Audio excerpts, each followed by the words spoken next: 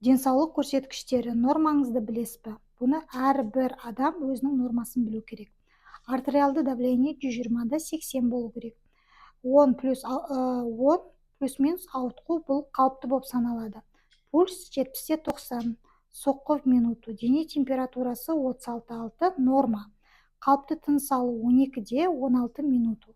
Ағзадағы қан мөлшері 5-6 литрға дейін болу керек.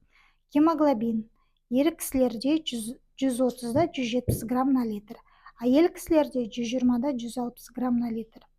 Лейкоциттер 4-9 норма, тромбоциттер 180-390-ға дейін болу норма болып есептеледі.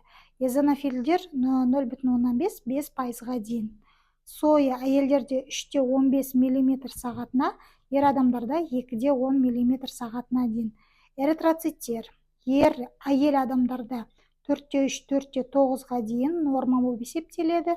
Ер адамдарда 4-5-5-ге дейін норма болып есептеледі. Холестерин 3-63, 5-2 миллимольға дейін қалыпты болып есептеледі.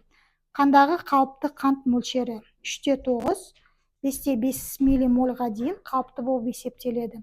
Темір 15-30-ға дейін норма. Ферритин әйел адамдарда 50-100 микрограммға дейін норма болып есептеледі. Ер адамдарда 70-150 микрограмм на литрна норма болып есептеледі. Креатинин әйел адамдарда 53-97 микромоль литрға дейін, ер адамдарда 80-115 микромольға дейін норма болып есептеледі. Мочевина әйел адамдарда 2-3-6 миллимольға дейін, ер адамдарда 2-4, 6-5 миллимольға дейін қалыпты болып есептеледі. Кальций 2-2, 2-6 миллимоль литр.